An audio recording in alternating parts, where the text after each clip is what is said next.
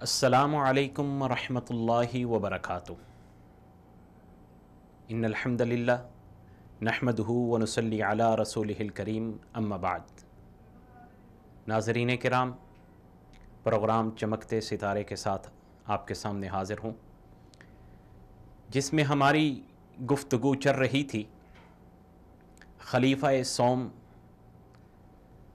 جلیل القدر صحابی سیدنا حضرت عثمان بن عفان رضی اللہ تعالیٰ عنہ کی زندگی پر، ان کے حالات پر، ان کے واقعات پر۔ وہ جلیل القدر صحابی جن کا سینہ، جن کا دل اتنا وسیع اللہ نے رکھا تھا کہ اسلام کی خاطر خرچ کرتے کرتے ان کا دل نہ بھرتا، وہ سوچتے شاید ابھی بھی کچھ کمی رہ گئی ہے۔ کئی واقعات ملتے ہیں کہ سیدنا حضرت عثمان غنی رضی اللہ تعالیٰ عنہ کچھ مال لے کے آتے، بعد میں پھر اور لے آتے، بعد میں پھر اور لے آتے۔ وہ سیدنا حضرت عثمان غنی رضی اللہ تعالیٰ عنہ بئر روما کا مالک بنو غفار کا ایک آدمی تھا، جو کہ بڑے مہنگے داموں میں پانی بیچا کرتا تھا۔ کنویں کا پانی بڑا اچھا تھا۔ سیدنا حضرت عثمان غنی رضی اللہ تعالیٰ عنہ نے اس سے بات کی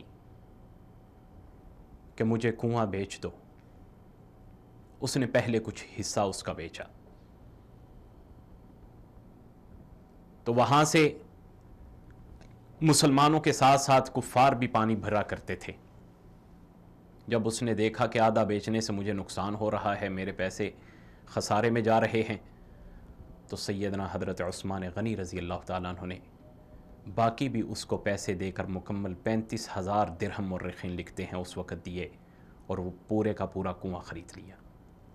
وہ سیدنا حضرت عثمان غنی رضی اللہ تعالیٰ عنہ، پیارے حبیب حضرت محمد رسول اللہ صلی اللہ علیہ وسلم اعلان فرماتے ہیں کہ مسجد نبوی کی توسیع کرنی ہے، کچھ اور زمین کو شامل کرنا ہے، تو حضرت عثمان غنی رضی اللہ تعالیٰ عنہ نے اس موقع کو غنیمت جانتے ہوئے فوری ایک زمین کا ٹکڑا خریدا اور مسجد کے لیے وقف کر دیا۔ ان کی کوشش ہوتی تھی کہ جو بھی ایسا کام ہے فلاح و بہبود کا یا دین اسلام کا یا مسلمانوں کے لیے یا انسانیت کے لیے، اس میں وہ باقیوں سے بڑھ کر، باقیوں سے آگے ہو کر وہ اس کے لیے کام کریں۔ وہ باقیوں سے پہلے اس کام کے لیے اپنے آپ کو پیش کر دیا کرتے تھے۔ سیدنا حضرت عثمان غنی رضی اللہ تعالیٰ عنہ، ان کی قربانیاں اور ان کے اثار کا ذکر کریں تو ایک بڑا قافلہ، 100 اونٹوں کا قافلہ سامان سے، غلے سے، دولت سے لدا ہوا مدینے کی طرف جب داخل ہوا تو بڑے بڑے تاجر، بڑے بڑے کافر باہر نکلے۔ انہوں نے کہا کہ قحط سالی ہے، ہم اس سے مال خرید لیتے ہیں اور مہنگے داموں میں بیچیں گے۔ جب قافلہ دیکھا تو سیدنا حضرت عثمان غنی رضی اللہ تعالیٰ عنہ آ رہے تھے لے کے، کہا ہے عثمان، ہمیں یہ قافلہ، یہ مال و دولت، یہ سارا کچھ دے دو، اس کی دگنی قیمت لے لو۔ کہا نہیں، یہ دگنی تو بہت کم ہے۔ تاجروں نے کہا 3 گنا قیمت لے لو۔ کہا یہ بھی بہت کم ہے۔ پھر تاجروں نے کہا عثمان، اس سے زیادہ تمہیں کوئی نہیں دے گا، ہمیں ہی بیچ دو، ہم سے بڑا تاجر ادھر کوئی نہیں۔ کہا میں اس کو یہ مال بیچوں گا جو مجھے اس کے بدلے میں 10 گنا دے گا۔ انہوں نے ہنسنا شروع کر دیا کہ 10 گنا اسے کون دے گا؟ تو سیدنا حضرت عثمان غنی رضی اللہ تعالیٰ عنہ نے وہ سارے سامان کو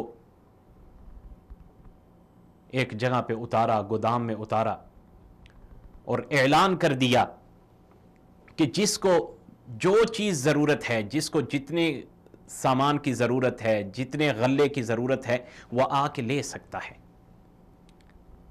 وہ سیدنا حضرت عثمان غنی رضی اللہ تعالیٰ عنہ، سیدنا طلحہ رضی اللہ تعالیٰ عنہ کہتے ہیں کہ ایک دفعہ میں نے حضرت عثمان غنی رضی اللہ تعالیٰ عنہ سے 50,000 درہم قرضہ لیا تھا۔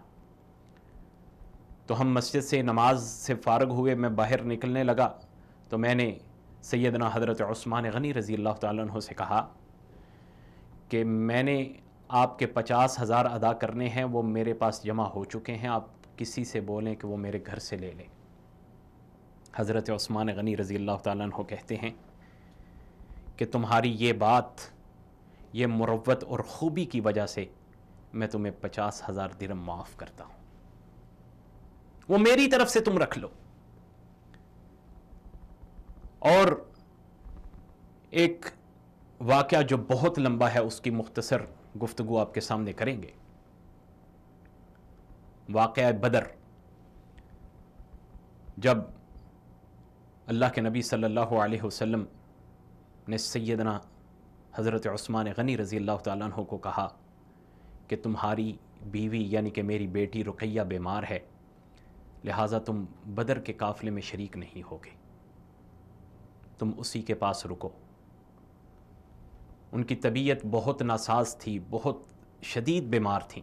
اللہ کے نبی صلی اللہ علیہ وسلم نے کہا کہ تم اسی کے پاس رک جاؤ، پھر بھی تم اس غزوے میں شمار کیے جاؤ گے۔ تو حضرت عثمان غنی رضی اللہ تعالیٰ عنہ اپنی بیوی کے پاس رک گئے جو بہت بیمار تھیں۔ تو مورخین ذکر کرتے ہیں، صحابہ اکرام بیان کرتے ہیں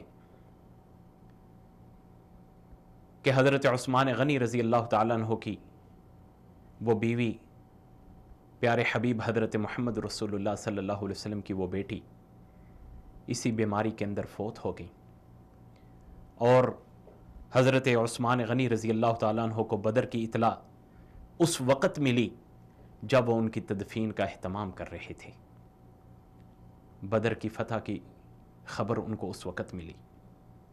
وہ سیدنا حضرت عثمان غنی رضی اللہ تعالیٰ عنہ، آپ صلی اللہ علیہ وسلم کو آپ سے بہت زیادہ محبت تھی، واپس آئے، اپنی دوسری بیٹی کا نکاح بھی اللہ کے نبی صلی اللہ علیہ وسلم نے ام کلثوم کا نکاح بھی حضرت عثمان غنی رضی اللہ تعالیٰ عنہ سے کر دیا، جہاں سے آپ کو ذو النورین کا لقب ملا۔ پہلے ام رقیہ بنت رسول، بعد میں ام کلثوم بنت رسول، آپ کے گھر میں آپ کی بیوی کی صورت میں رہیں۔ مورخین لکھتے ہیں، صحابہ اکرام اس بات کو ذکر کرتے ہیں کہ جب دوسری بیٹی بھی فوت ہو گئی تو پیارے حبیب حضرت محمد رسول اللہ صلی اللہ علیہ وسلم کہتے ہیں، اے عثمان، اگر میری تیسری بیٹی بھی ہوتی تو وہ بھی میں تمہارے نکاح میں دے دیتا۔ حضرت عثمان غنی رضی اللہ تعالیٰ عنہ، جن کے دورہ خلافت کے اندر، ان کی حکومت کے اندر سندھ سے لے کر اندلس تک اسلام کی سرحد پھیل گئی، اور انہوں نے حضرت عمر رضی اللہ تعالیٰ عنہ سے زیادہ زمین کو اسلام کی سرحد کے اندر شامل کیا۔ اس سے پہلے حضرت عثمان غنی رضی اللہ تعالیٰ عنہ کی حکومت سے پہلے، ان کے دور سے پہلے سمندروں پر رومیوں کا راج ہوا کرتا تھا، اور آپ کے قافلے کے اندر بڑے بہترین سپہ سالار تھے۔ یہ بھی میرے رب کی عنایت تھی، جن میں ولید بن عقبہ، سعید بن عاص، عبداللہ بن عامر، عبداللہ بن سعد اور سیدنا امیر معاویہ رضی اللہ تعالیٰ عنہ تھے۔ آپ کے قافلے کے اندر بڑے بڑے عظیم سپہ سالار تھے۔ اگلے حضرت امیر معاویہ رضی اللہ تعالیٰ عنہ کو حکم دیتے ہوئے سیدنا عثمان غنی رضی اللہ تعالیٰ عنہ کہتے ہیں کہ امیر معاویہ، اگلے سال کا سورج طلوع ہونے سے پہلے اس سمندر پر میں اسلامی جھنڈا لہراتا ہوا دیکھنا چاہتا ہوں۔ اور اس وقت پھر بحری فوج تیار کی گئی اور حضرت امیر معاویہ اس سارے کام کے انتظام و انصرام کو سنبھالنے والے تھے، اور کہا کہ جب 1 سال ابھی پورا نہیں ہوا تھا، اگلے سال کا بھی سورج طلوع نہیں ہوا تھا، تو سمندر پر اسلامی جھنڈا لہرا گیا تھا۔ 1400 کے قریب جو ہیں کشتیاں، جسے آپ کہہ لیں بحری بیڑے، وہ سمندر میں دندنا رہے تھے۔ وہ سیدنا حضرت عثمان غنی رضی اللہ تعالیٰ عنہ، جنہوں نے پہلے بھی عظیم قربانیاں دیں، اسلام کو جس موقع پہ ضرورت پڑی، جس لمحے ضرورت محسوس ہوئی، چاہے وہ اسلام کے ابتدائی دن تھے، چاہے وہ اسلام کے عروج کے دن تھے، چاہے وہ اسلام کے تنگی کے دن تھے، یا آخر میں آپ کا دور خلافت تھا، ہر ایک دور آپ کا ایک پہلے سے اعلیٰ، پہلے سے بڑھ کر گزرا۔ تو سامعین کرام، ہوتی رہے گی آپ سے ملاقات اسی پروگرام میں۔ اگلے پروگرام تک کے لیے مجھے اجازت دیجیے۔ اللہ ہم سب کا حامی و ناصر ہو۔ فی امان اللہ۔